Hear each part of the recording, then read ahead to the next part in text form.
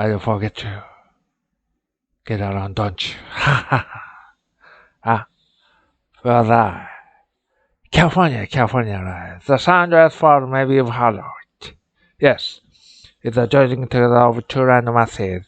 The fault lines unstable and shifting, which is why you get earthquakes in California from time to time. Wonderful. Couldn't have said it better myself. Ha ha ha ha. Everything west of Detroit is the richest, most expensive real estate in the world. San Diego, Los Angeles, San Francisco. Everything on this side of the line is just hundreds of miles of worthless desert land, which just happens to be owned by Lex Luthor Incorporated.